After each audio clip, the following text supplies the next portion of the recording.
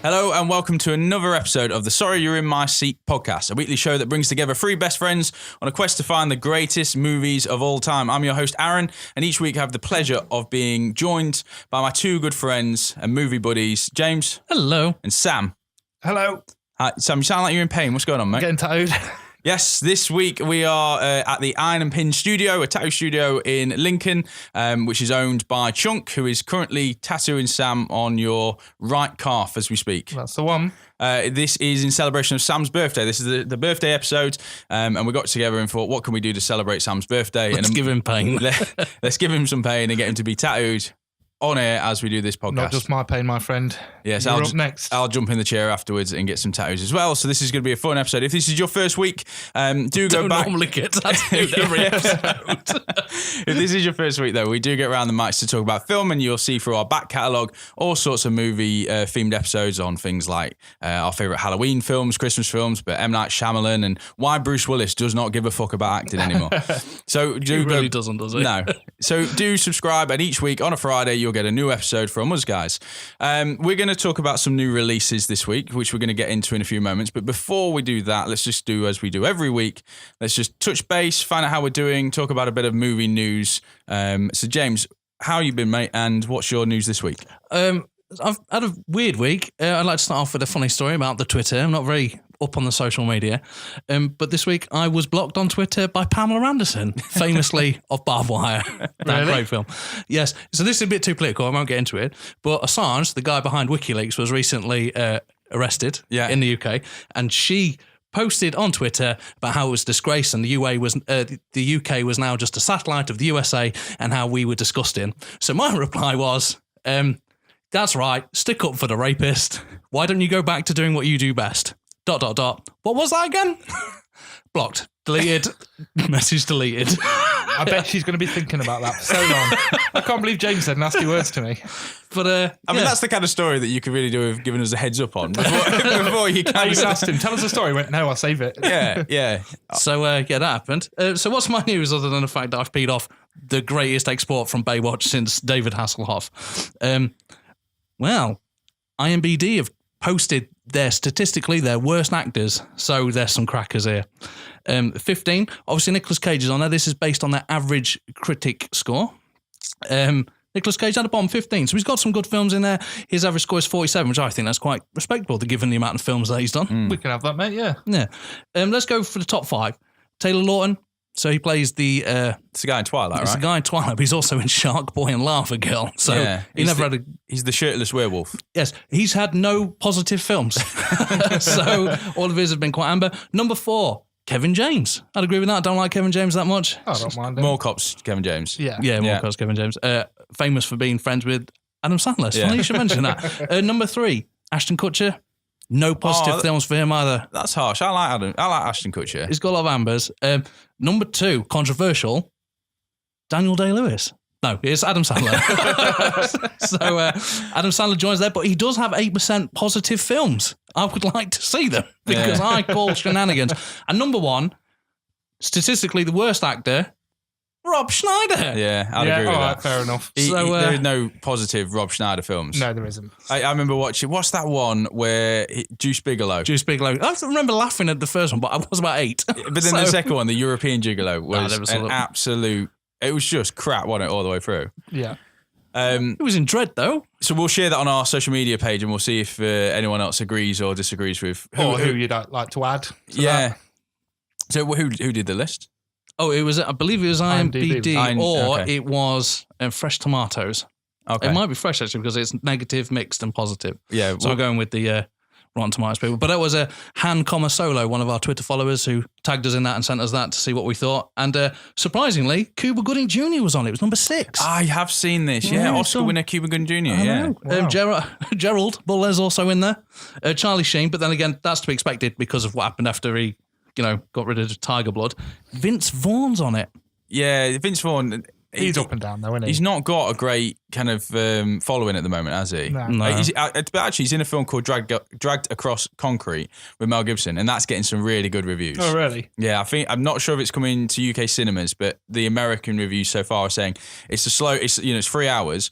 I think there is a whole scene of Vince Vaughn eating a sandwich After you've said that before, I'm all for that, though. Yeah, but it's apparently when it wants to be brutal, it is brutal. And it's quite a hard-hitting Well, cop the last drama. film I saw him in was that Brawl on Cell Block 99 or It's, whatever yeah, it it's was. the same director. Oh my God. Yeah, it's the same director. And just to round it off, Sylvester Stallone, which I'm Not upset having about. that. Not having that. Jason Statham, Yeah, I'm having that. Josh Hartnett. So that's where he appeared now. He stopped doing movies so he could appear on this list. It does have 19% positive films, though, an average of 47%, which I thought was too high. And then Christian Slater. Again, I think that's the amount of films that he's done in like the last 30 years. That's So you statistically. pissed off Pamela Anderson because you're an internet troll. I'm not. Let's not get too political, but she's an idiot. And the 15 worst actors ranked. Sam, what's your news? My news is the Star Wars trailers dropped. I did go online to try to find something that wasn't Star Wars themed. Not doable. No. Everything is Star Wars in a minute. So I just thought, let's have a little chat about that trailer, shall we? Yeah, amazing. I come out of Hellboy, which is one of the films we're going to talk about today, and the internet was just full of people saying, have you seen it? Have you seen it? And I was riding down the escalator at the Odeon, just trying to get to the bottom quickly to watch it. Yeah, because literally before you went into Hellboy, you went, rumour has it that they might drop the name today for the trailer coming on May the 4th. Yeah, because when you were in there, they messaged you going... I didn't read that until literally you put that, and I saw it, and then James responded when I saw it. Have you seen it? I went, what? Yeah. Quickly looked, and there it was. It was everywhere. But it looks fantastic. It does look really good. J.J. Abrams is back, taking on the final, the concluding part of the saga, and we know that the title is going to be called Rise of Skywalker. Yeah, which there was Is a it lot. Rise of the Skywalker, Rise of Skywalker? The Rise of Skywalker. Oh, okay. Yeah, he did do a little statement. I saw a few interviews with him why he called it that, and he just put this movie had a very weird responsibility, which. This is a bit of a strange one, really. Says it had to be the end. It didn't have to just be the end of the 3 movies. It had to be the end of all 9, which I don't really agree with. Because after this, they're done with Skywalker. The next Star Wars trilogy will be a new that as ethos. The trailer, but I mean, this is just him for the 3. Yeah. You haven't got to end that much. And Kathleen... And Skywalker's always going to be there, isn't it? No, I think they another. desperately need to get away from Skywalker because there's so many stories you can tell that you can't because you still have to stick to the Skyline storyline. Yeah. I think you could do with so much more. Having played like the games, and I know they're extended universe, but there's so many stories you can tell. Yeah.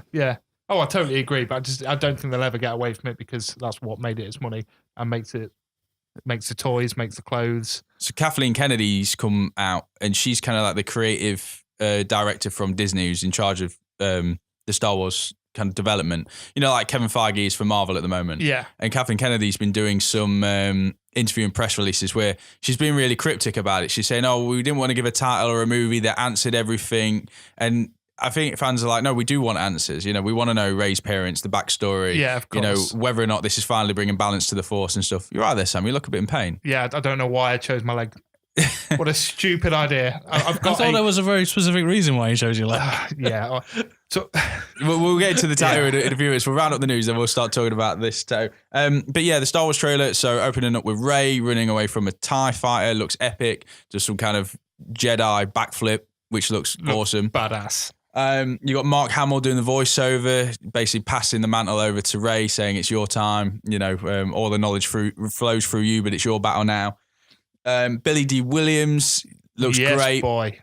That's cool. Obviously, we've got Chewbacca in the Falcon, BB-8, and another little droid. So it looks like they're bringing in another new character, another new toy to sell. Yeah, you've got shots of Poe and Finn, so returning cast members, and then it's really the last 20 seconds. What looks to be part of the broken Death Star from the original trilogy, and then obviously Palpatine's laugh over the final part of the credit. The most exciting part of the whole trailer. Oh, hell yeah.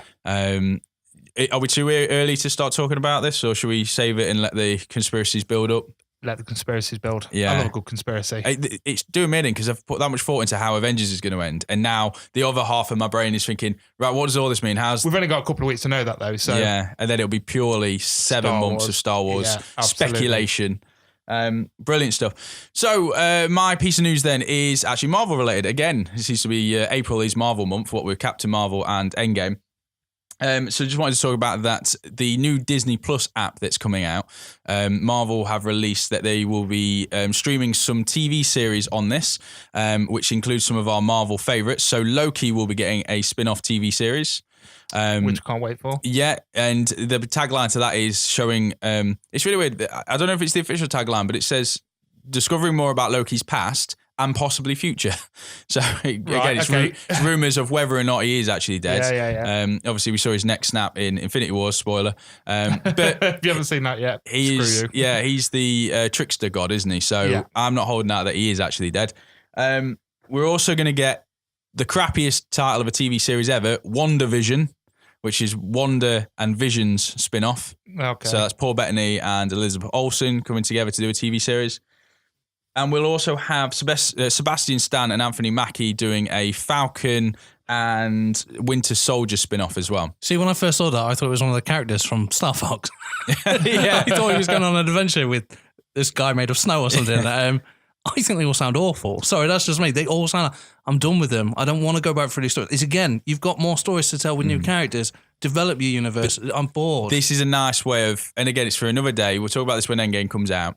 That I think we are going to see the kind of main, let's say the A team, the frontline team of superheroes are going to stop after Endgame. So you're kind of Captain America, Iron Man, those guys. This, I think, is giving those characters a little bit more time to finish their stories, but then I think they will go as well. Oh, there's a Hawkeye TV series as well, isn't there? With Jeremy Renner again. Yeah, so he's passing over the Hawkeye mantle to his daughter, is I think the storyline of that season.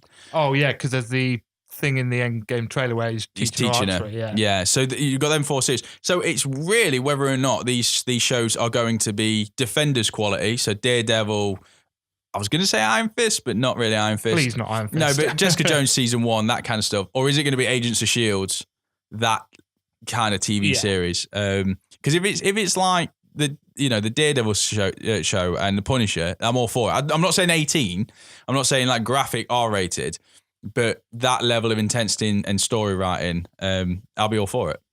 It's fine. Yeah, it doesn't really work though because they've got superpowers.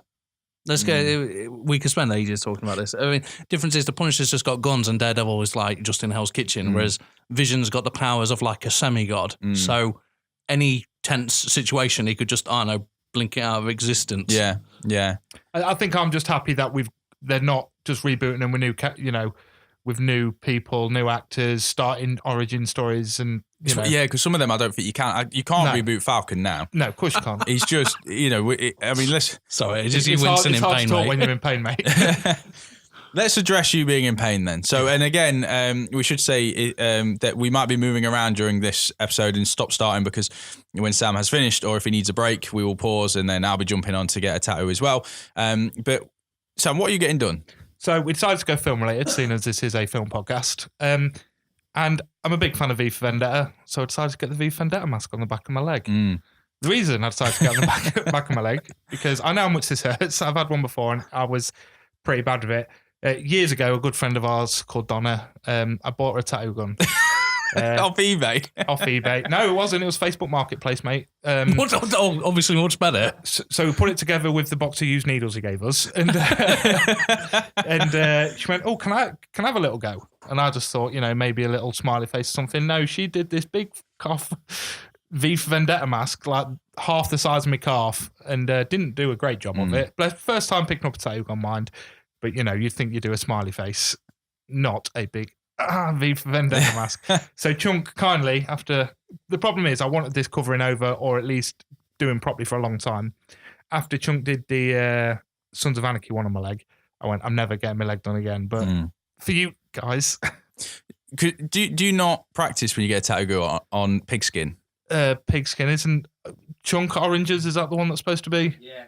Oranges is meant to be pretty good. Yeah, so Or just go for it. you were the just do it. you were the substitute for pigskin. Mate, And an orange. You've seen a lot of the tattoos I've got when I let people practice on me. What's your because you are already tattooed. Yeah. So what's your least favourite tattoo that you got? The Chinese symbol that says, you're supposed to say mother, but it's just a big blob of ink on the top. Was that the first tattoo you got? No, the first one, I got a big cross on my right arm. Oh, of course, yeah. Which was a good one because I said, I want a cross. I want it quite gothic-y, but quite Celtic-y at the same time. He goes, got just the thing. I did use the word original.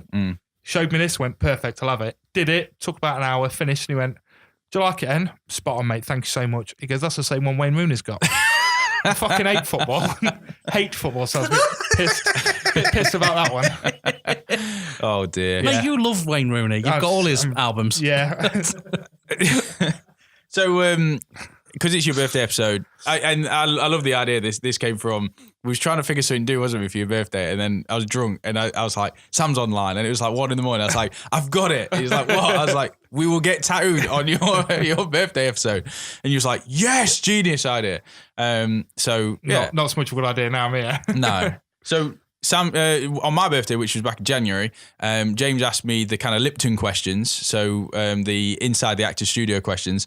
James is going to repay that to you now whilst you're being tattooed and ask those famous questions so the listeners can get to know a little bit more about you. You'll have to bear with me because my brain is half in use at the moment. Okay. Oh, we're going for quickfire though. Oh, So let's try.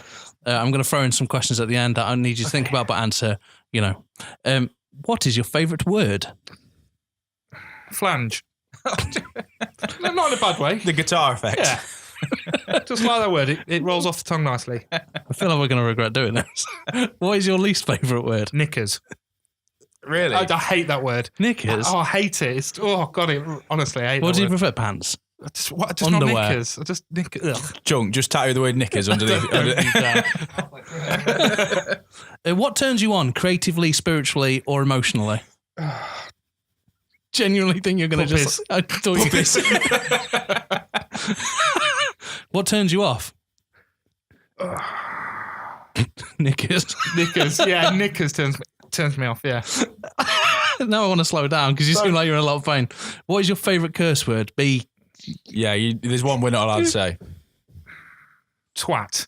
Ooh. Oh, do you know what? That would have been mine. Yeah, because you mean it. Like That's a vicious... Also, the F word and the C word is like part of my vocab now, so Yeah. I use it all the time. If you just call it you twat, Yeah, but also anyone can be a twat. Like your nan can be a bit of a twat. You're just like, you twat. You know, Yeah. it's a swear word that encompasses everyone. which later on, as we talk about, there was a fantastic use of the word twat in Hellboy.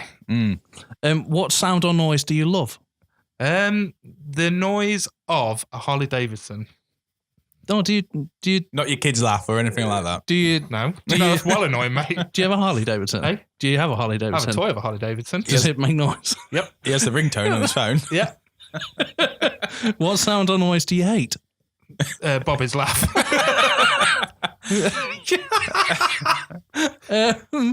What profession other than your own would you like to attempt?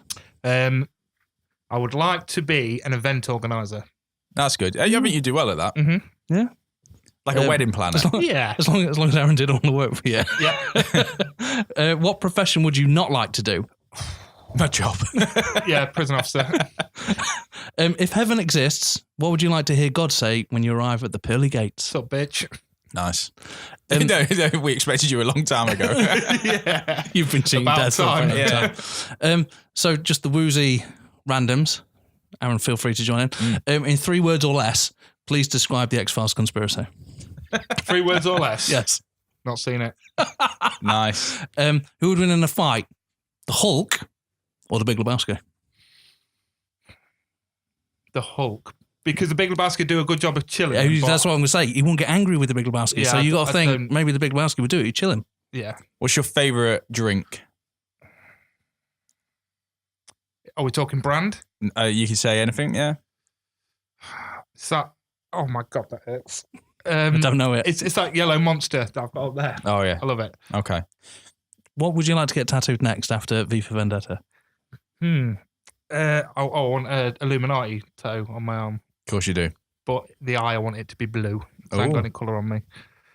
Oh, nice. Well, I'm done with I'm questions. done. I don't. Yeah. I actually feel Thanks, like I guys. don't want to know any more about him. So this week we are going to be talking about some of the new releases. We're going to talk about Hellboy. Yes, we are. We're going to talk about the new Larkin Stop animation, Missing Link, and we're also going to discuss films like Unicorn Store. Sam, you've been watching some more B-movie horrors. Yeah, I did, yeah. We're waiting further instructions and The Basement. Great stuff. And I've also seen The Bad Batch, so I'm just going to go over that very, very quickly as well. So does anyone want to kick us off? Sam, do you want to kick us one off? Because I think we should just keep you talking while you're being tattooed. What do you want me to do, mate? Do you want me to do a B-movie or do you want me to go straight in with Unicorn Store? Let's do Unicorn Store. Okay. Unicorn Store, which is, it is a Netflix original, isn't it? Now, No. so this is the thing. It came out in 2017. Yes, I saw that. Yeah, and That's why I didn't write a date on it.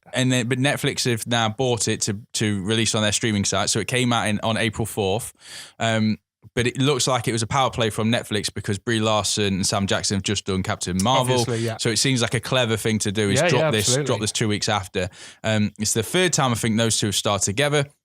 But it is technically Brie Larson's directorial debut from 2017, but it's been re-released via Netflix now in 2019. So what's the Unicorn Store about? Okay, so it follows a young woman whose name is Kit. Excuse me. if you want to tag me in, mate, I'll do it. No, we got it. So she's still got quite a young mentality. So she still lives in a world of Care Bears and glitter and rainbows and unicorns. Yeah, tag him, mate. I'll take it. So, yeah, as Sam was saying there before Payne took over, it's about a young woman named Kit who recently has returned home to live with her parents, and she gets this mysterious letter and invitation inviting her to a place called The Store. The Store's a magical place hidden from the outside world that offers Kit the opportunity to fulfill her lifelong childhood dream of owning a unicorn. But before she can do that, she must go through a series of events that prove that she's capable of looking after a unicorn, but it becomes clear that these events are just as much for her learning and development as they are for the unicorn itself. So it's a kind of self-discovery movie. Stars Brie Larson, Samuel Jackson, Joan Cusack. Samuel Jackson's in this? Yes. Joan Cusack's in this? I was going to say I haven't seen Joan Cusack. Joan Cusack, yeah. It's got Bradley Whitford in it, who I want more Bradley Whitford. He's wicked. In Get Out, as bad a character as he was, like evil character he was, he's got such a presence on screen. I think he's wicked. It's also got, and I hope I'm pronouncing this right, Mamoudou Afi in it as well. I really liked him. He's got a very dry sense of humour in this film, and he's a perfect off balance to Brie Larson's Kit, who's this free spirit, young-minded, believes in magical and enchantments and all that kind of stuff. What do you think of the film? I really enjoyed it, to be fair. It was odd. It was very odd watching it, and it's not like it's weird because if you're not massive into film and someone goes, would I like it? Or, describe, it's hard to describe because what is it? It's like, it's down as comedy, it's down as fantasy, it's a bit, but it's just charming, just a really charming film. And I think Brie Larson is stunning in it. Yeah. Charm was one of mine. For me, it's an okay film. It's a kind of middle of the road, 90-minute feature. It's got heart and charm. It's well made. There's some interesting use of cinematography. There's a really good scene in a restaurant where the ratio of the camera work it's really, really good, actually. I think the big thing to take away from this is how promising Brie Larson is going to be as a director if she chooses to keep doing that. Yeah, absolutely. It's quirky, it's full of indie music, it's got unique characters in it, it's held together by this message that, it's okay to be different, it's about embracing who you are, it's about it doesn't matter if you don't know where you are in life at the moment, it's fine, it's that you don't have to push yourself to be something you don't, which she's doing the whole way through it, isn't she? It's this idea that you should be yourself unapologetically. Yeah. And I like that, so I like what the film's trying to tell us. The film, it's a little bit like, It's kind of like a giant pick a mix. It's full of everything you want, and it's got so much variety in there. But afterwards, you still feel a bit empty, and it wasn't as great as you thought it was going to be at the time. So it's not a bad film. I just think it just doesn't hit the mark like I thought it was going to. But it's about fucking unicorns, so I'm all over this film. Exactly. I think it would struggle to find an audience, and it is struggling to find an audience because it's too kiddie to be appealing to a lot of adults. And I think a lot of adults, there's some adult themes in it that I don't think the kids would follow. So it's kind of a very niche age, I think. And I know that I'm not the target audience for this film, other than the unicorn bit. But like I say, it's kind of a clean, cute, arty story that I quite like. It's quite formulaic, but it's 90 minutes. It's a Netflix feature. As I say, it's first as well, so she doesn't want to take too many risks. What you can tell usually from someone's first story is their style. And like you said, if she's got that down, the next will come a better script. Yeah. I mean, she's probably not going to get to work with many better actors than she just did for a first film as well. Yeah. So I think that's great business by Netflix, knowing that Brie Larson was about to be the next big thing. They were like, well, we'll take her first film then. Yeah. I was like, that's some forward thinking from Netflix. Sam Jackson is wicked as well, because I like Sam Jackson when he has fun.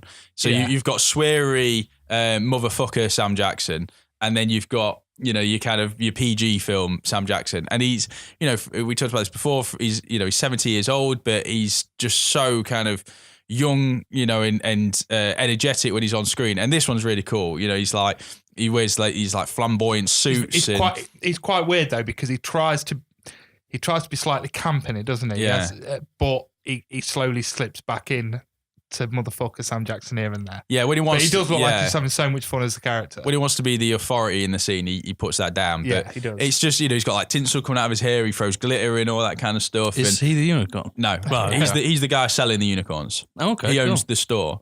And it's like one of them films where, he's like, oh, should we get an ice cream? She's like, where? He's like, from the ice cream parlor. And the store has an ice cream parlor. Yeah, it's really like... Because she goes, why? Do unicorns eat ice cream? He's like, no, but I do. Yeah, it's that kind of tone. Kind of like a Willy Wonka, but set in kind of real life. I thought he was going to go dark at one point. Yeah, the ice cream's made like out it of was going there, unicorns that we don't sell. Because there's a character in it who starts to question, right, so this guy invites you to this place that no one else has been to, and he's going to give you something, but you've got to do things for him first. And so it's got this kind of undertone where you think, oh, hold on, it could go quite interesting. And I'll leave it for people to watch to find out what happens. But yeah, so it's just one of them things where I think it was a lot, it was just fun. It was a nice, interesting little film. So yeah, that's Unicorn Store. If you've watched it, if you've got any opinions or any feedback, do let us know. Because I think a lot of people are going to be interested in this film with Brie Larson, Sam Jackson, and what they've just produced. Definitely, and I really hope you guys enjoyed my synopsis of it there. I think I did a good job. Yeah. Did you want to do your horror one? You're going to have to, mate. You're in the chair, do it. All right, Sam. So I watched the film.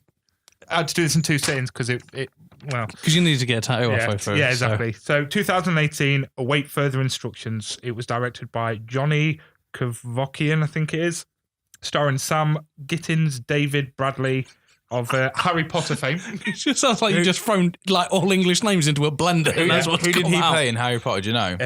Mr. Filch. Mr. Filch. Oh, was it him? Yeah, that guy. He plays the creepy old guy and everything. Yeah, he's Game of Thrones. He plays the original Doctor when they remade.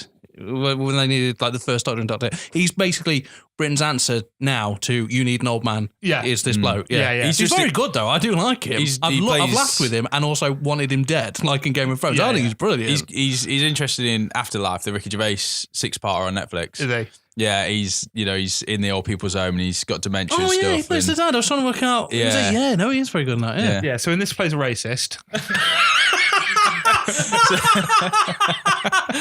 No, you're going to say that. It's quite similar to Harry Potter then. Yeah, exactly. So I laughed with him in this film, right? Yeah. So the plot is a dysfunctional family sort of get together for Christmas. This young lad brings home his girlfriend who's an Indian girl.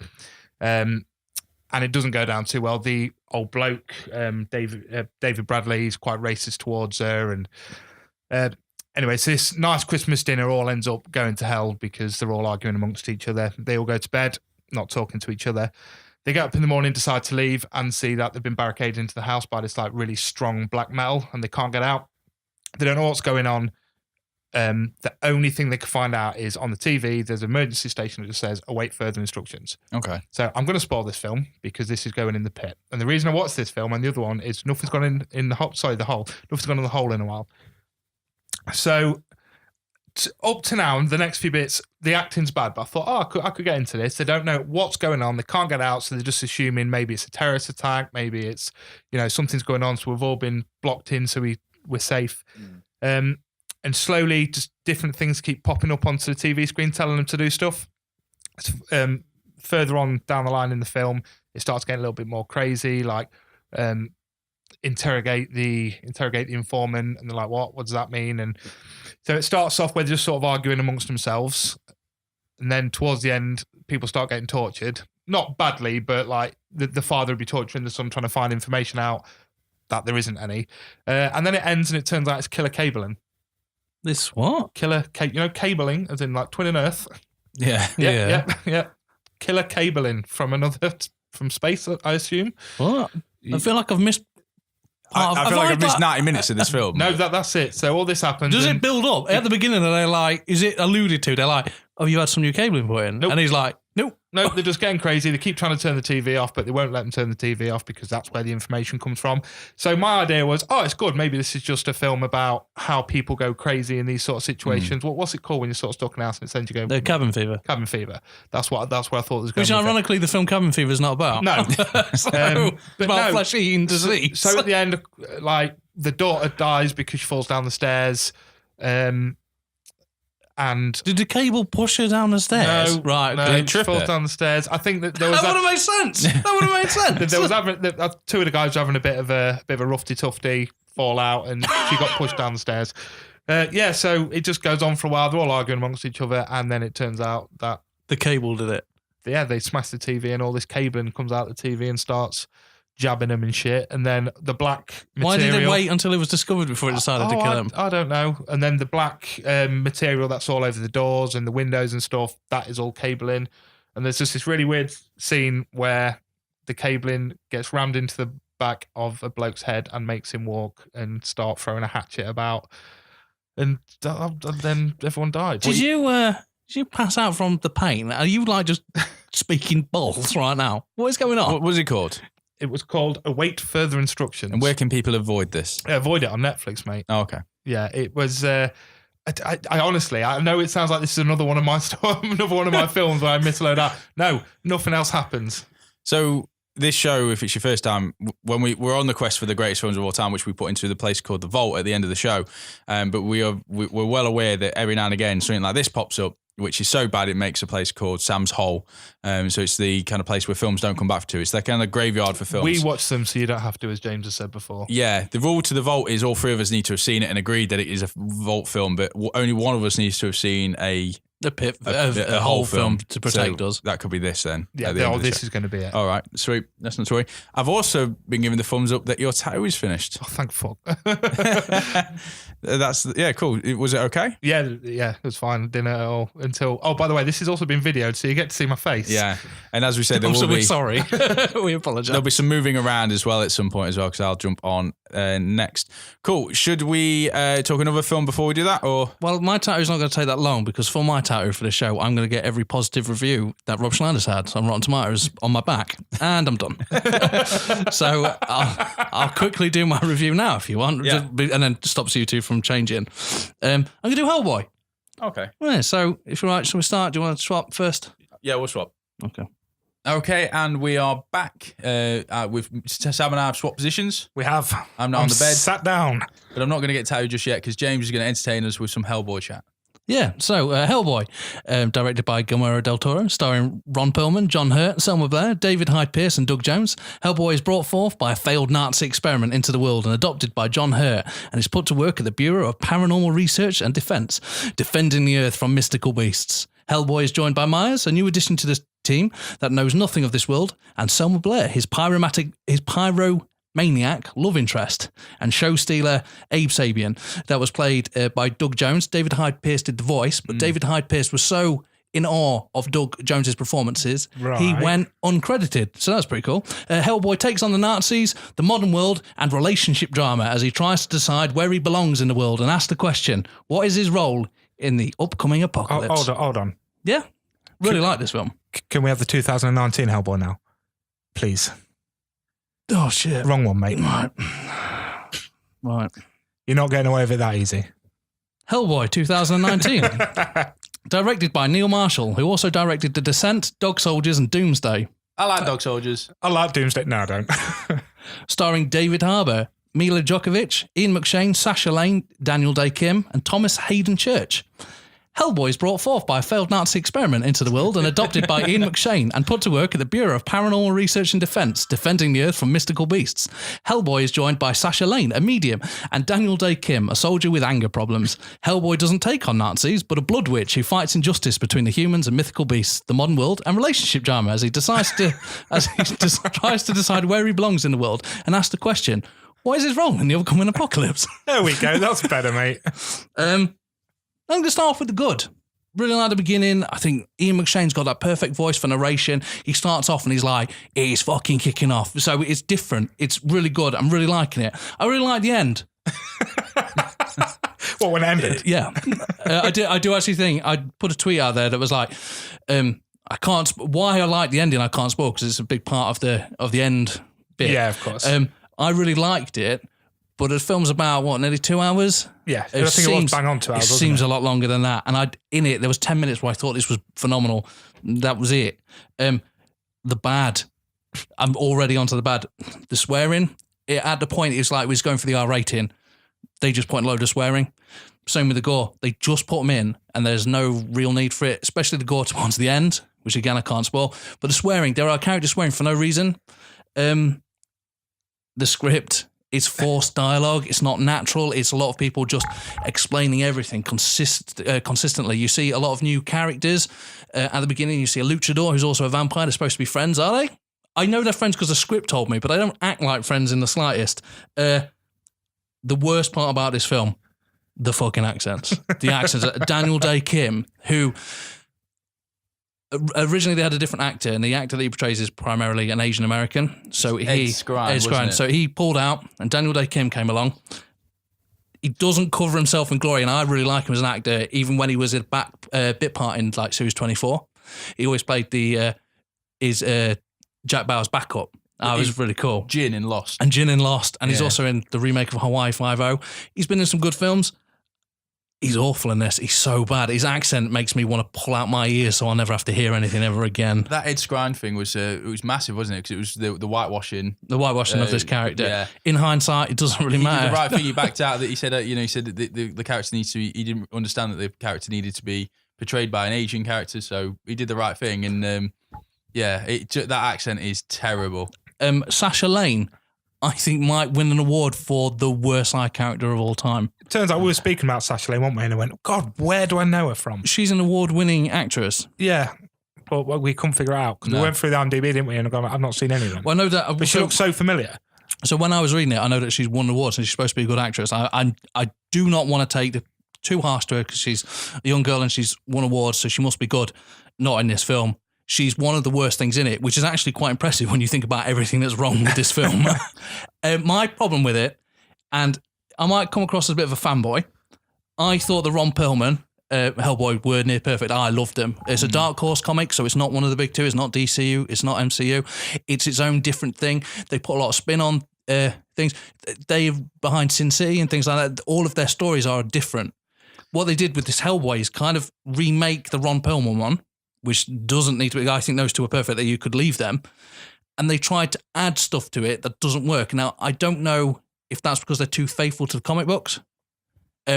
Thomas Hayden Church is fantastic in it as Captain Lobster. For them 30 seconds. For 30 seconds that he's in it. And I just thought he was the best thing in it. And then as soon as he left, I was like, I'll bring him back. Yeah. Anything.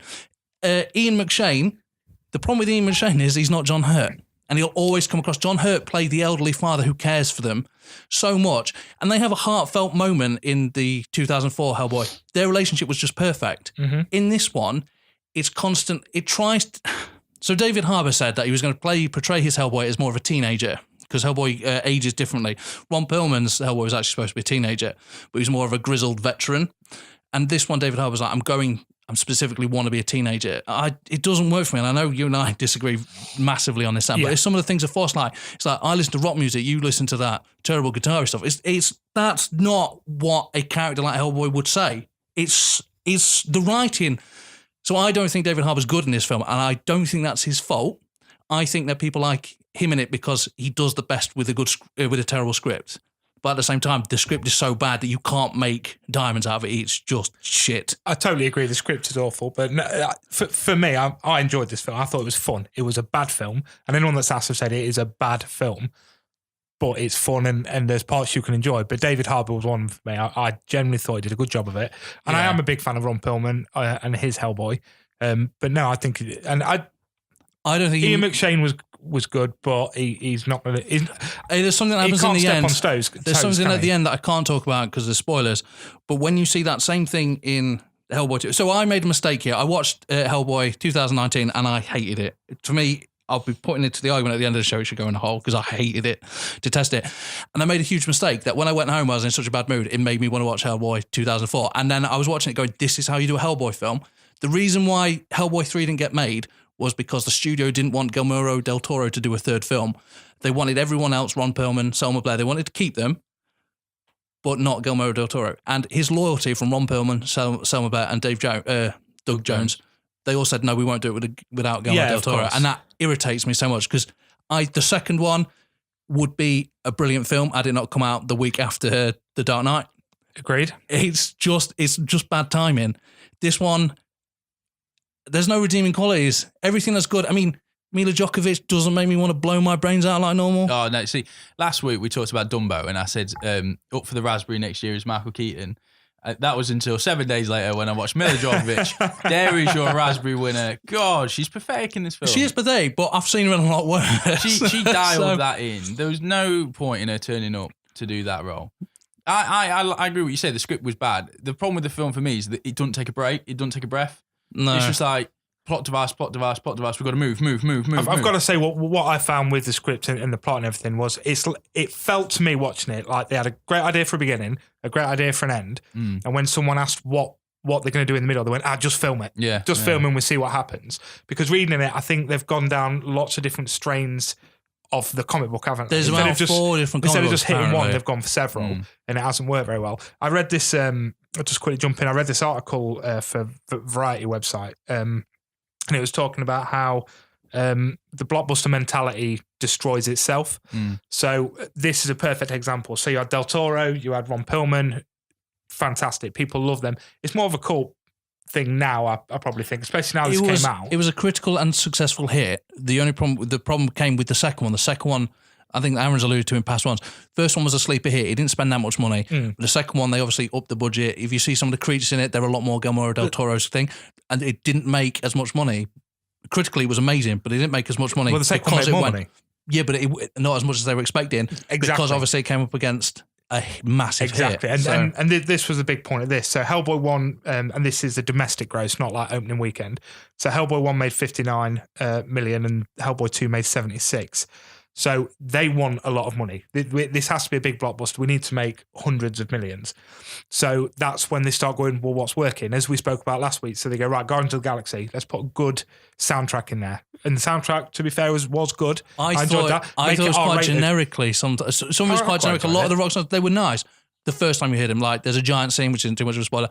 There's just a rock song in the back. And the camera angles are different. And I thought, whilst I didn't enjoy it, it was different, and I thought that was good. When Muse kick in that scene, though, I was like, oh no, don't go Suicide Squad.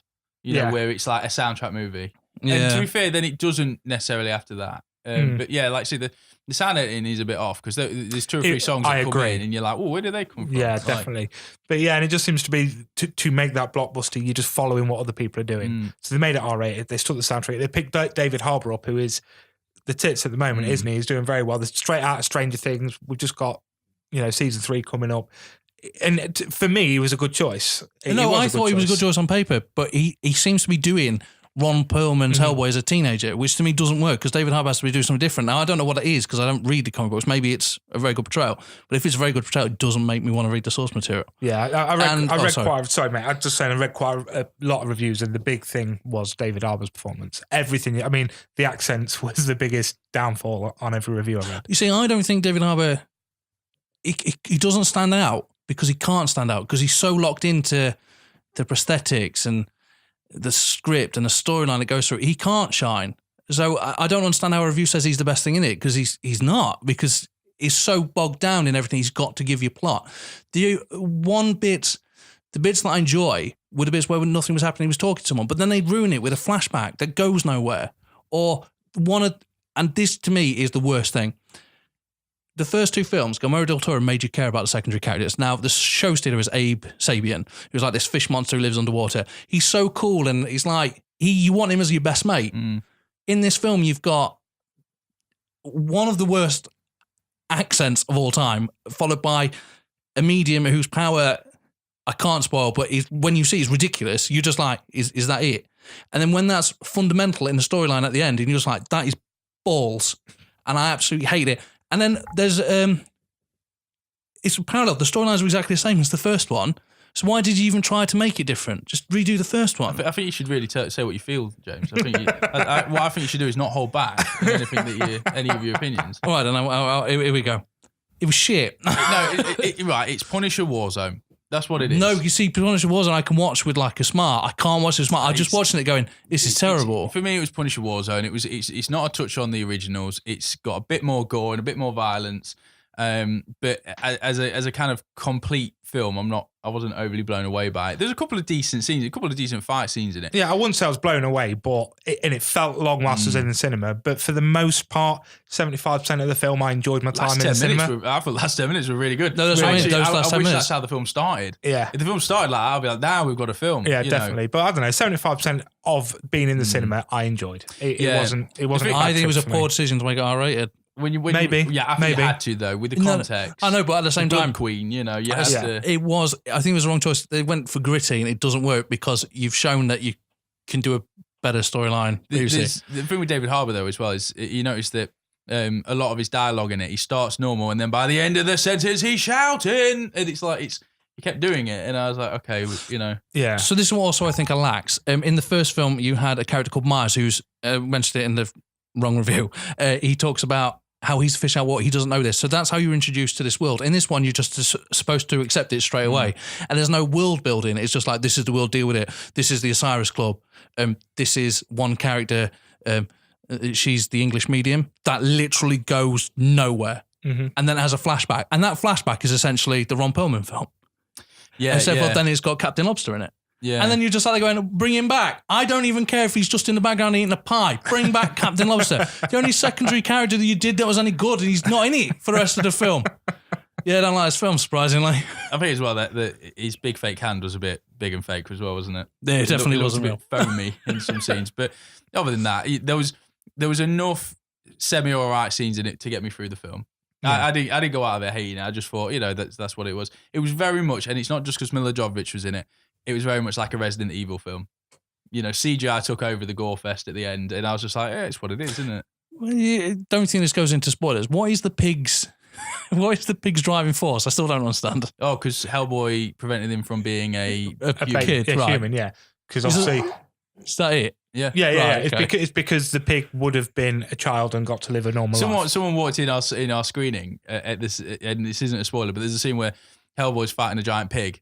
And in a church light, and someone just walked in and looked and went, nah, that's not this. This isn't the film I'm supposed to be seeing. But that's the scene where when I was talking about I actually quite liked that Scouse accent. Yeah, I found that quite amusing. Stephen Graham. When it took me ages to work out who it was. And when they was having the fight, and he's got him on the floor and he's punching him, he's going, "Take that, you big red twat!" Yeah. And I was like, "Yes." It's the most unrealistic British film I think I've ever seen. I totally agree with that. Yeah. But I know we don't have a hole for this, but the second nominee for world's worst accents, obviously number one, Sean Connery, is a terrible Irish accent in The Untouchables, Daniel Day-Kim, with what can only be described as he learnt from the Dick Van Dyke School of Accents. So that is absolutely terrible. And again, it's no spoiler, but the Sword and the Stone kind of sub-story line. I'm not even going into that because that's when my head was just like, that's it, I'm out of here. And the door closed and the lights dimmed. What does anyone know about England? Oh, let's bring in that backstory. Fucking terrible. Yeah. My worry is that American viewers are going to watch this and go, England's a bleak place. And it is, but just not for those reasons. Oh, well, don't go there. They have giants. Yeah, exactly. Yeah. I went to England a few years ago. The giants are everywhere. You ever been to Warwickshire? Yeah. So I don't think it's a whole film, but it is not a great film. So I'd recommend Hellboy 2004. Definitely The Golden Army. Yes, I love The Golden Army, even better. Go back and watch those two. That's Hellboy done. Hellboy done. So we will take a minute to get you towed, mate. And we will get towed. And when we come back, I will be talking about Missing Link. Okay. I should say that I'm laid in a very weird and awkward position. Sexy position. Thank you very like much. one of them French girls.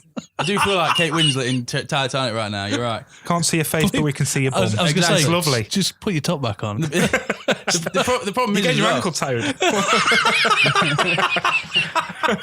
The problem is as well is that when you're in pain in this position, you can't help but tense your ass, which you're going to see all the way through this. Now I'm going to be just staring at your ass like I don't normally. Yeah. So I'm going to, obviously, whilst being tattooed, talk about the 2019 hit Missing Link, which is an absolute belter of a film that me and James went to go see earlier on today. Written and directed by Chris Butler, who did Paranorman, but he also worked on films like Coraline, Kubo, and Corpse Bride. Pedigree. So this is Pedigree, yeah. So this is stop motion and claymation animation. The voice casting includes Hugh Jackman, David Walliams, Matt Lucas, Stephen Fry. He just went in. We're in, boys. Zach Galifianakis. I just thought you went with Stephen Fry's special introduction for Stephen Fry. Zoe Saldana and Timothy Olyphant is in this film as well. I love Timothy Olyphant. So I'm going to go through the synopsis of the film. It's set in Victorian England, at the front of the film is Sir Lionel Frost, who's voiced by Hugh Jackman, expertly voiced by Hugh Jackman as well. Real pleasure to listen to Hugh Jackman in this film. He's an explorer, eager to prove himself. He wants to prove himself to the London high society, the elite of London. This is Victorian London again. But he's unrecognised for his work in investigating myths and monsters. And what he does is he wages a bet with Lord Pigot Dunsby, I hope I got that right, that he will travel to America, the Pacific Northwest of America, in Washington state. And cheers, Chunk. And he will try and, just went. he will try and prove the existence of a Sasquatch / Bigfoot, a living remnant of man's primitive ancestry, who they call the missing link. Which is the title of the film. So again, I'm just going to show you really where to. I'm going to talk you to where the advert kind of gets you to the trailer. Upon meeting the Sasquatch, Mr. Link, voiced by Zach Galifianakis, they make a pact together to travel across the globe so that the Sasquatch, Mr. Link, can meet his long-lost ancestors, the Yetis, who are currently residing in the Lost Valley of Shangri-La, which is in the Himalayas. That's the synopsis. That's what I'm going to give you. What are my thoughts on this before James can take over and I can just lay here and take this like a man? Is Heard that that before. Don't make me fucking laugh at me too.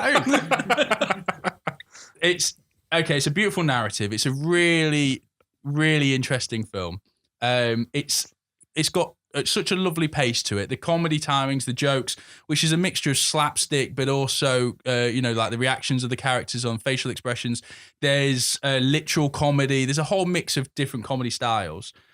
The film doesn't lag. There was no point where I felt put off, or dulled down. I love stop animation. I've said this loads of times in it. Coraline's one of my favorite films. This is up there with one of my favorite stop animated films.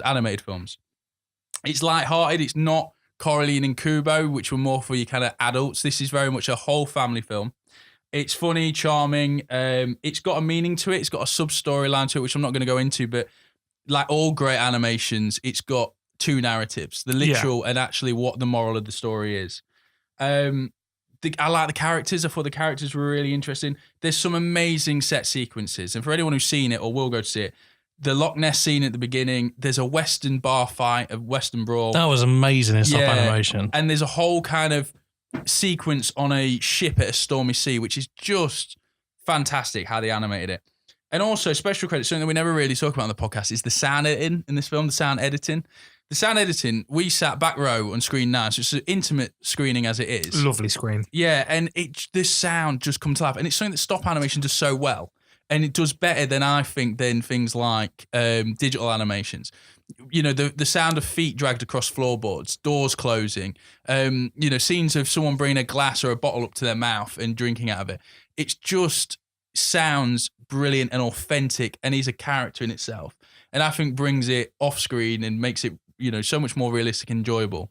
That's my thoughts on it. James, what do you think? You saw it with me. I did.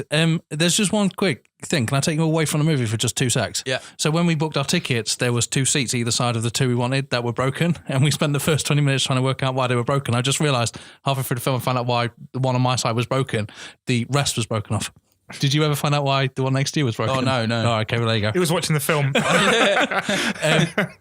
I'd like to point out Hugh Jackman does a brilliant impression of Hugh Jackman. No, of Timothy Dalton.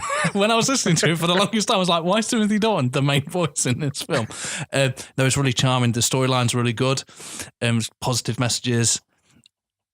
I don't usually like Zach Galifianakis, but his voice actually brings the role to life of the missing link. Bearing in mind it was a kid's film, I thoroughly enjoyed it. I wet my pants at one bit. So the literal comedy is hilariously done in my opinion. I think it's some of the funniest. And you've got an overtly... No, it's not a spoiler. Is it the rope over the wall bit? Yes. Yeah, that was I wasn't going to yeah. mention it, but it's like... That doesn't give anything away. But that bit, I think, Aaron, I was jiggling in my seat with laughter. There was jiggling. There was jiggling. Yes, I love a good James jiggle. Some of the voice acting is phenomenal in it. Stephen Fry as the bad guy, I didn't know I wanted it in my life. Timothy Offland going full Deadwood in a kids' movie, brilliant. Yeah. Zoe Zander, brilliant character as well. Really well. Emma Thompson shows up as a Yeti queen at the end, and I thought Emma Thompson as the Yeti queen might have been the best casting I've ever seen in my entire life. And the set pieces, and I know it's stop animation, but the love that went into just like there's a scene where they're in a train. And they're talking, but at the same time, I was blown away by just the set and how much detail they had to get in. And you just got to remember that these people, while doing a stop animation film takes forever, it's these kind of things, the thing that bring you into the storyline, the settings and things like that, I thought was phenomenal. Aaron made a good point about the sound, especially the music editing, brought me in. I was never bored at this film. Yeah. Yeah, that's the key, isn't it? I never once did I drift off in my wonder, And I just... fell in love with the snobbish Hugh Jackman's character, whose name I've forgotten, but a brilliant foil for the greatest villain. Do you know what I've really, really enjoyed? And it's something that doesn't really make a lot of sense. When the villain, Stephen Fry's character, walks through a corridor, all the candles go out behind him. Yeah. And it was just such a great visual of that's the bad guy walking. It's just like, imagine Darth Vader walking down the Death Star and the lights went off behind him. You'd be like, badass. He means business. It was just so good. And the facial details, which you never really get a lot of in stop animation, because a lot of movement, they were phenomenal in this. They just like the little tweaks, the creases on the face to show they've been smiling. Everything was like the next level from Kubo, which is obviously the same studio, isn't it? Yeah, yeah. It seemed to be like the next step up. And I just thought, it makes me excited for what's next. Yeah. Because I loved Kubo. I've still not seen Coraline. But again, I want to now. Yeah. Based on what this is. And it was a thoroughly good film, and I'm a 30-year-old bloke, and I thoroughly loved it. So I imagine there was one kid in the screening, and they seemed to enjoy it as well. Yeah. This was the film I was going to go see, but I had to give it up for Pet Sematary for last episode. So right, yeah. I could fit in 3 in a day before I had little, and I chose Pet Sematary over. Yeah, this will find an audience when it comes out. I was listening to a podcast the other day that was saying that it might just be that this film's missed its marketing. Maybe is what it is, because I'd only seen one trailer for it. I've not even seen a trailer. I hadn't seen any trailers. Do you know when I first found out about this film was last week when you told me that we need to go watch this film? I was like, okay. Well, funnily enough, you say that I saw a poster of it at a bus stop. I went, oh, what's that? And that night, Aaron said, oh, I want to go see Missing Link.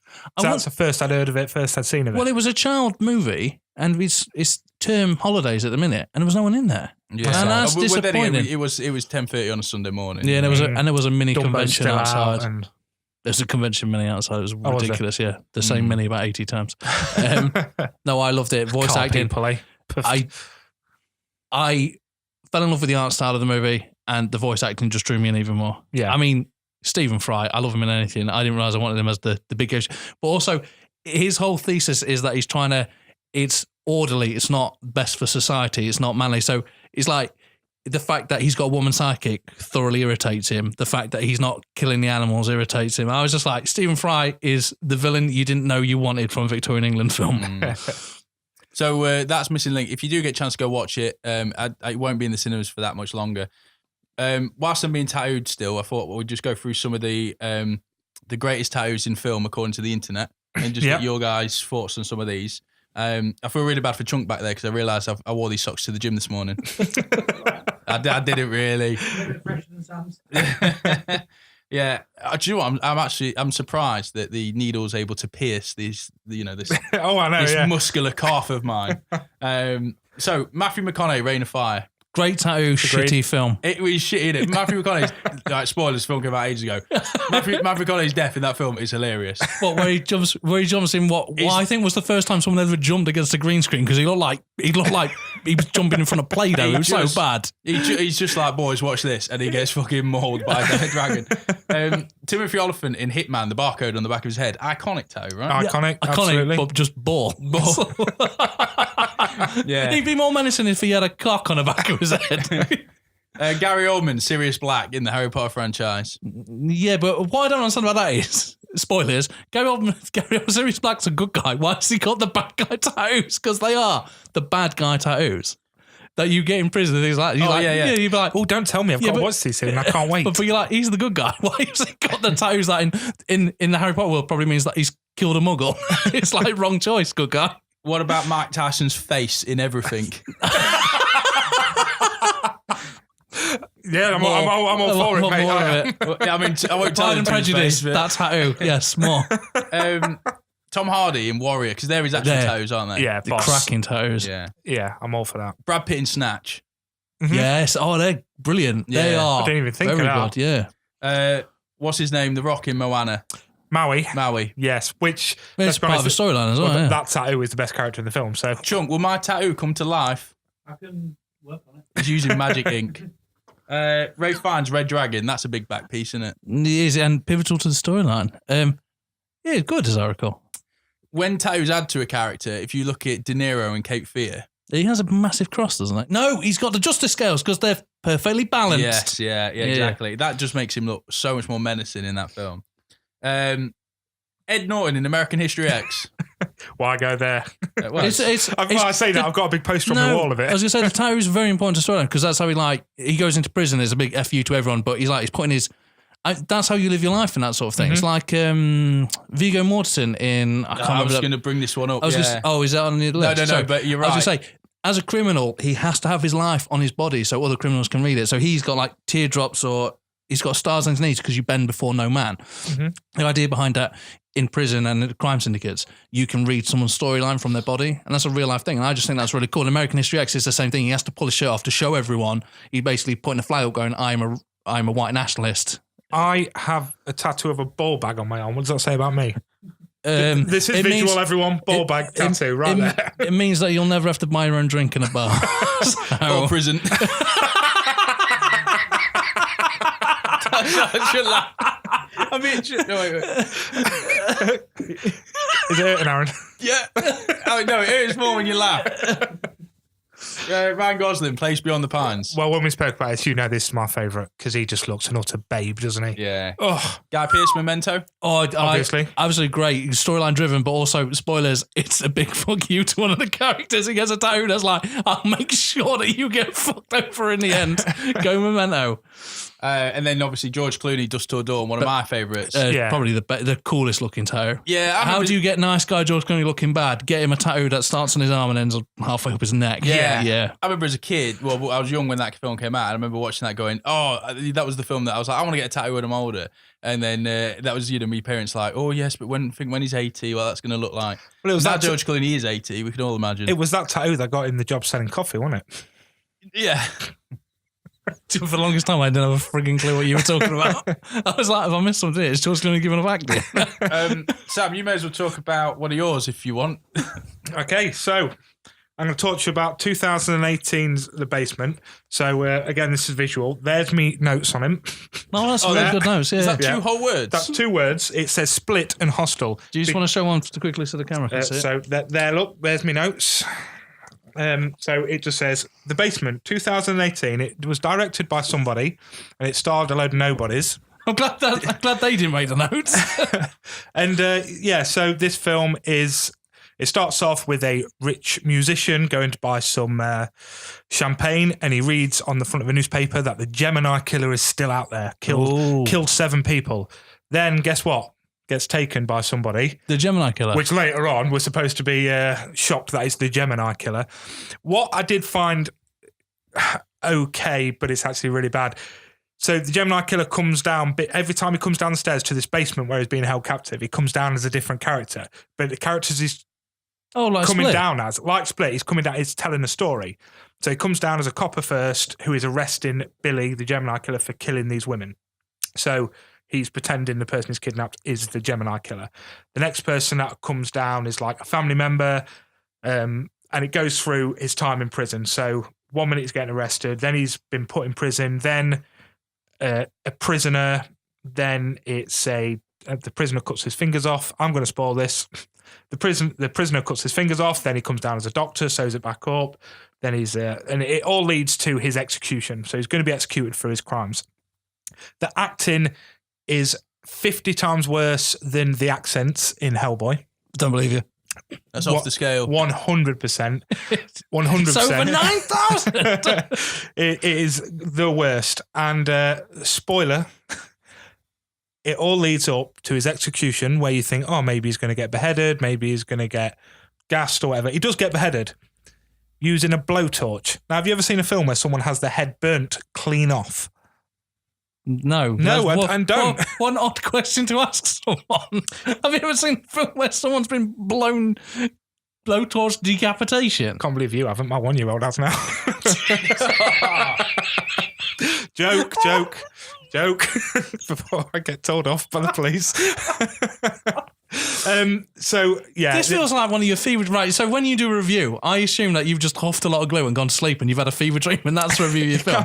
It sounds like you decided to do that, but with meth this time. What have you just described to me? If you wrote that in a book and a policeman found it, they would assume you were a psychopath and arrest you. Yeah, pretty much. So again, this is another one of. We haven't had much going into the hole or a lot in the vault, so I decided to pick this film purely because I knew it was going to be bad. There is no redeeming quality of this. They could have maybe made the storyline a little bit better. I suppose the only thing I liked was, what's the next character going to be? But it was just utter shit. So the best thing about Split was James McAvoy got to test out a lot of different roles. I don't know who plays this character. Do they at least have fun? Did you recognise him in anything? No, I didn't. I did check them all. I didn't recognise any of them. He did. You can tell he's having fun, and some of the characters are actually quite good. Like I say, he goes from being a copper to a priest. He plays his own mother. So some of the characters, you're like, he's having fun with this, and he's doing it quite well. And I quite like how the guy who's been taken hostage plays along with the shit as well, just to try and trick him into letting him free because he just thinks he's mental. So like when he comes down, he pretends to be his dad and he pretends to have a conversation on the telephone with him. He plays along and he's like, Dad, this is your fault. You did this to us, Dad. Help me, Dad. No, he just starts playing on, but it's just acted so terribly that you cannot get invested with it. Normally, even if it's such a bad film, there's one thing you can be invested in. Not in this. And then it ends and you think, thank fuck that's over. And then it says 1 month earlier, and you think, oh my God, they're sticking a bit of backstory in. 1 month earlier? Yes. Is that the end? Yeah. Oh, it doesn't give you a reason why the Gemini killer picked him or something? Yeah, it did, yeah. Was it something really ridiculous like he stole his pie? Because apparently that's all I'm interested. Did he tweet him and get blocked and deleted? Is that what happened? He tweeted him. No, the reason was because the musician who got abducted, his wife knew he was cheating, and turns out the brother of the wife is the Gemini killer. That was lucky, wasn't it? I know. And there's this really wicked scene where she's like, so you're a serial killer? And he's going, no. So I know you too well. I know you're a serial killer. And he's like, no, I'm not. Oh, it's just the worst. Aaron, what you got to say about it, mate? I have no intention of seeing any of that. So The Basement, Netflix, 2018, don't see. So we're going to end the show after this by chatting to Chunk, who's been tattooing us during the show. But before that, I've got one more to go through. Yep. So I finally watched The Bad Batch on Netflix. So this is one that I've hovered over so many times. So I'm like, I'm going to watch it. And then I've been put off it. 2-hour film, Netflix original. And then I thought, well, do you know what? Last week, I kind of went back and tried to watch as many films that I've been saying that about. And this was one of them. So The Bad Batch. So it's written and directed by Anna Lily Amrapur, I think is how you pronounce her name. She's an indie director. The film stars Suki Waterhouse, Jason Momoa, Keanu Reeves, Giovanni Ribisi, and Jim Carrey. It's a post-apocalyptic movie where individuals rejected from society are known as the Bad Batch, and they're sentenced to leave Texas to fend for themselves in a Mad Max-style dystopian world, if you like. So, colour me interested so far. Right, so the film starts with someone being tattooed behind their ear, a number. So BB 5040, I think it is, who's this character, Suki Waterhouse. She's basically being, you don't know why she's been expelled or whatever. And then it's like, looks like a prison gate. She goes through it and there's a sign just saying anything beyond this sign is free world kind of thing. United States is not liable or responsible for anything that happens after this. Fend for yourself kind of thing. So you don't know why she's done that, but later on in the film, you find out that it's people like criminals or the elderly or those, with mental health problems, that kind of stuff, all sorts of characters. So this main character, Arlen, played by Suki Waterhouse, is the latest person to be evicted. She's wandering the wastelands. This is all in the trailer, and I'm going to stop where the trailer ends. after wandering for literally about 10 minutes, a bandit, 2 people come along, pretty much club her over the head, take her away. Unfortunately, on the other side of this fence, people are now cannibals. And the first 5 minutes of the film, again, it's in the trailer, is her waking up as someone sawing her arm off. And then the next scene, someone sawing her leg off, and them eating it and that kind of thing. And this is Texas, right? Well, this is, so it's, this dystopian kind of Texas. You're dangerously close to making a political joke. I'll leave that there. I feel uneasy. So weird's happening. You can kind of see where it's going. Arlen's character then is kind of motivated, obviously, to survive, and she hears of a place called Comfort, which is a kind of safe haven, if you like, ran by a drug lord played by Keanu Reeves. I'm not going to say anything else other than that. Other than, like I say, it's one of these films where people just pop up in these really unique roles. Jason Momoa, like I say, is in it as the kind of person hunting her down. I won't say why he's trying to hunt her down. Jim Carrey turns up as this kind of traveling wasteland. He doesn't say anything for the whole movie. He's just kind of a collector, just picking up rubbish. The first 20 minutes are really good, and I was like, fuck, this is amazing. It's like Mad Max on acid. And then it is just an hour and 40 minutes of drivel. Oh, really? Nothing happens after that. It's just her getting to one place, then don't like it, so she leaves. Then she's like, oh no, I've got to go back there. And then it's just backwards and forwards. And I kind of wish it was half hour shorter and more interesting, like the first part of the film. But I've ticked it off the list. It's called The Bad Batch, 2016. Like I say, it's on Netflix. I like indie film. This is indie film. It's just not. It's for me. It just wasn't as interesting. It's a shame because it's a nice cast list that as well, isn't it? Such a unique cast list. Yeah, Keanu Reeves and Jim Carrey popping in. Jason Momoa. This is before Aquaman. So again, I think it's going to get a lot of traffic. People going back to it and watching it. And he's really great in it. I really do like him in it. Again, tattoo episode, but he's tattooed in it, and stuff. And yeah, it's quite interesting. But there are these scenes where you come across. It just seems to be everyone is a cannibal and everyone wants to kill you, other than the people in this place called Comfort. And so you can't really develop a story because you just have to assume everyone's out to kill you. Yeah, exactly. So it was a bit dry. It didn't really. I was hoping for a lot more. Essentially, I hate that when the first 20 minutes are so good as well, and you think I have hit a gem here. Yeah, first 10 minutes I was like, I don't know if I can watch this. People being like legs sawn off and stuff, basically being kept for meat, chained up like in different areas of this like kind of. It's like airfields, like a load of broken aeroplanes that people are living in. And then after that, it just went downhill. No, I'm with Sam. That's the worst thing about a movie is when it starts off brilliant, descends into awfulness, because obviously the best film for that is Batman vs Superman. Yeah. First 10 minutes of that are some of the best 10 minutes you'll ever see. Yeah, no, I'm not a fan. This has been the weirdest episode out of 40 episodes. I think it's been a good thing. I've enjoyed it. Now. I've got a nice tattoo out of it, but Me too. The stop-start change positions has been really weird. We've been here 7 hours, man. We're going to end the show then talking about, bringing Chunk into the conversation as we do. So, hi, Chunk. Hello. Probably the most obvious question would be, why is it called the Iron and Pin?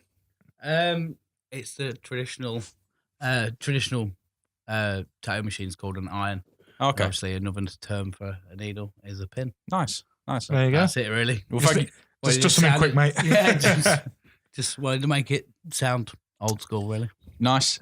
So every guest that we've had on, all 3 of them so far. What will be our tradition is to ask your favourite films from these genres that I'm going to read out. So, and we have free reign to judge you on these 10 films. Cool. So I'm just going to be the category. You let us know which one it is. James and Sam, we will chip away. And you've finished tattooing now, so we can judge as much as you want. So, what's your favourite action film? Die Hard. Good choice. Good answer, mate. Safe. Good Well answer. done, safe. Your favourite thriller? Clockwork Orange. Again, good answer. Yeah.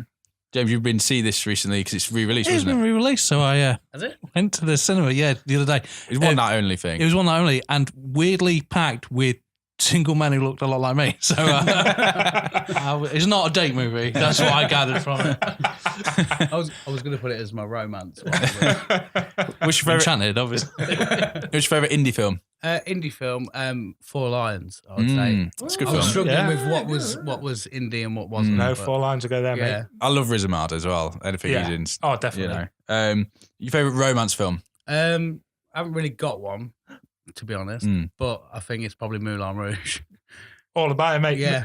Me and you we've done the Elephant Love medley a few times together after a few runs, haven't we, mate? Yeah, it's not even a guilty pleasure. I love No, we love it. As someone who's never seen Moulin Rouge, that sounds like a sex act. The elephant medley. Just you wait. Yeah, I both sang it and Done acted it. it. Yeah. Yeah, it's normally performed in a room full of people that look like you watch A Clockwork Orange. What's probably the most difficult one is what's your favourite comic book movie? Probably Sin City. Oh, As much as I really? love like Marvel and Yeah. all that, Sin City, I think as a film, Yeah. just there's something about it, like I loved it when like it came the out of the colours cinema. and Mm. all that. It was just something that I didn't even know it was a comic book when I watched it. Yeah. I was just like, wow. Yeah, I'm surprised with that because you're a huge Marvel fan Yeah, as well. I think just because there's that many Marvel, Mm. it's hard to Still, just select one. still, no one said Green Lantern. Still, the hunt continues. Your favourite comedy?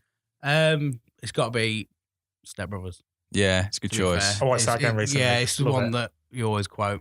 And Yeah. Horror movie? I'm not.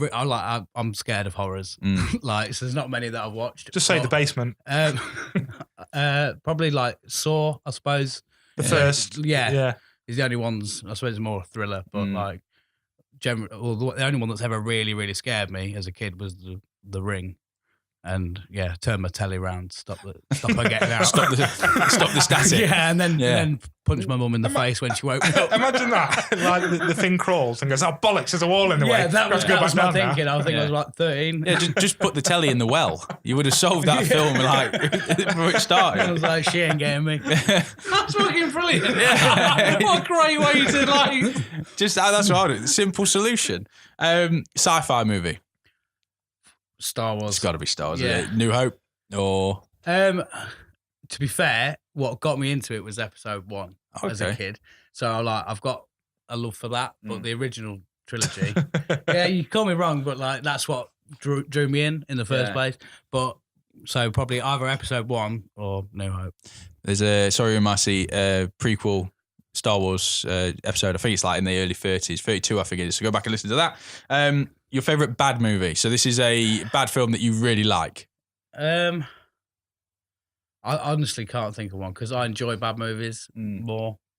I can't remember what. I had Batman and Robin. You had Punisher. Punisher. Warzone. We've had What did things you like He-Man, the Masters of the Universe Was that film. yours? No one was like half past dead. That's it. Yeah. Did I get it right? You After did. 40 Oh episodes. no, Rubber is probably the best The one about the tyre? Yeah. Yeah, yeah. yeah, that is a terrible He film. just goes around killing people. Yeah. Maximum Overdrive would be a perfect one for this, wouldn't it? The Stephen King directorial one. Yeah.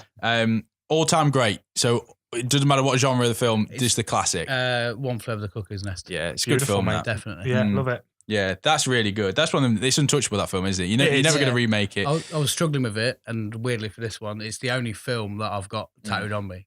All right. Oh, yeah. really? Yeah. So on that note, then, I want to ask you some questions around your tattoos. Then, what's your favorite movie themed tattoo that you've done? Probably Deadpool. Mm-hmm. It's always fun to do. So wasn't that V for Vendetta you just put on my leg? Yeah. I've not looked at it yet. Is it not very good? That comes a close bottom. Tell me. What's a movie tattoo that you'd want to do? Definitely like Clockwork Orange. Mm. Something from One Flew Over the Cuckoo's Nest, just because they're like my favourite. So You've got to be pretty brave to get a Clockwork Orange tattoo, yeah, right? I'll do it that's any the thing. day. Struggling to Mm. find someone that's like committed enough to get it on them. Yeah. Yeah, or Sam. Yeah. Hello, mate. Committed. Let's get booked in. Committed / drunk enough. What tattoo wouldn't you do film related? If someone come in and was like, American history. Yeah, that's what you said about the other night. so the swastika American Yeah, I history think I'd X. probably have to Is write that, them. is that a law that you can't do that? It's actually, I believe it's not actually illegal to do it. Mm. But what's illegal is turning away people that want something for the right reasons Yeah. or something like Yeah. that. There's been a big case about someone with a cake who's like, Oh, that's and right. stuff like that. So it falls into that Was it category. for the gay wedding? Yeah. Yeah. Mm. So it's like it's a bit of a grey area. Yeah, and I suppose it's more of a moral thing, isn't it, Yeah. Yeah, than, of than course. anything.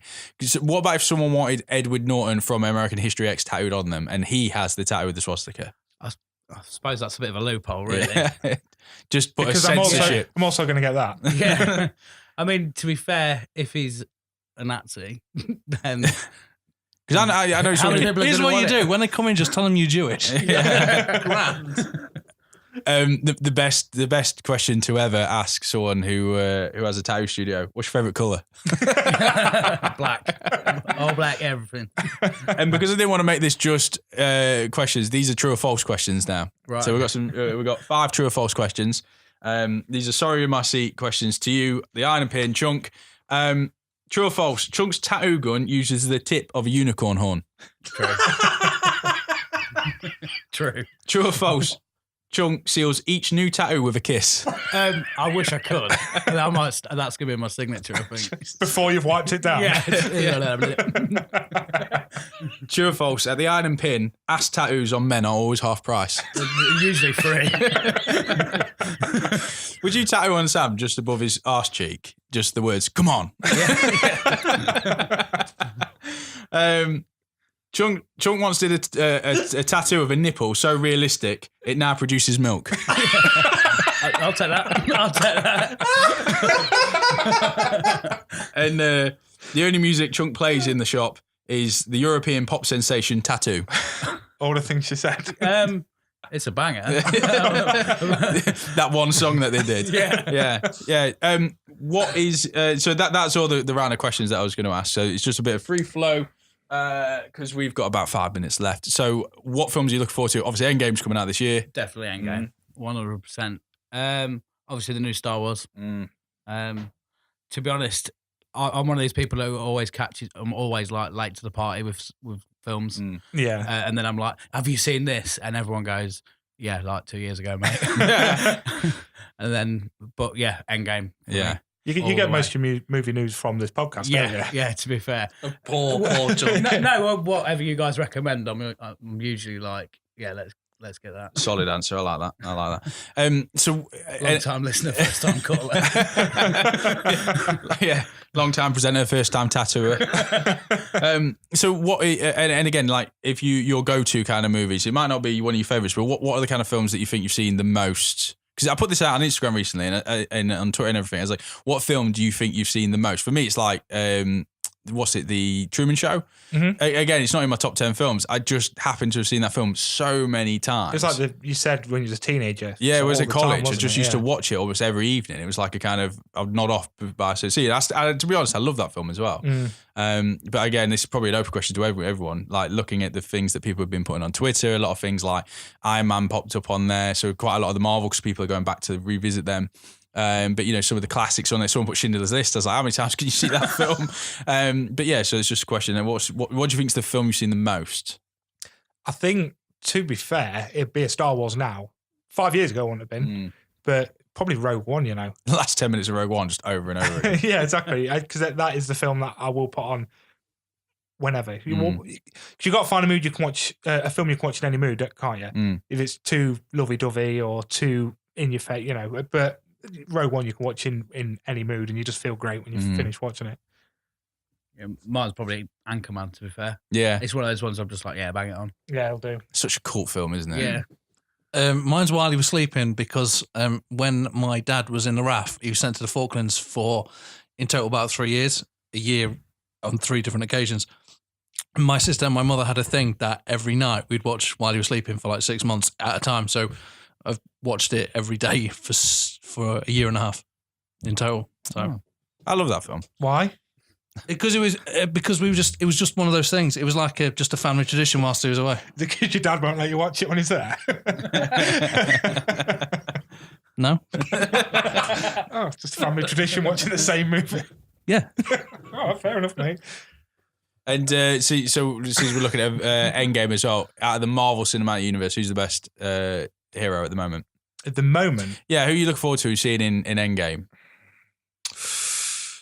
Because I'll be honest, I was thinking about this the other day, and I was like, actually, a lot of mine vanished. You know, after the click. So, Chris Pratt's obviously such a huge character to watch. I really like Benedict Cumberbatch in this kind of entourage of actors. yeah, you see, mine would be him or Tom Holland. Tom Holland's Spider-Man Yeah. is the other one, isn't it? Yeah, it's like, oh, it's a shame that they're not. Well, they will be in it in some capacity, but Ant-Man. yeah, it's Yeah, gonna be good to see what forward, Paul Rudd I does. just want to see the Hulk actually come back. Yeah, No. I want them to tease the Hulk for the entire film and he don't show up. just as a big middle finger. And then afterwards, Disney will go, why? And it would be, because we could. I just really hope that they do a better job of Aquaman in this one. Did you hear about this? Well, no, I haven't. No. Did you hear about this cinema as well? It's in England, where I don't know if you know, half term was upon us, and the Peppa Pig movie came out. So it's another Peppa Pig installment. Oh, it's all over the cinema here in Lincoln. Yeah, there's a cinema down London way. I don't think it was in London, but it was down south to us. And before Peppa Pig started, they played the trailers that were supposed to run at the beginning of Us. No. Yeah, so they're all horror trailers and thrillers and stuff like that. And you're like, you shouldn't laugh about it because they're young kids, but apparently it's a packed cinema. But this isn't the first time it's happened, but what a fuck up at work. I mean, when Chunk fucks up at work, someone's scarred for life, you know what I mean? Like, Guilty.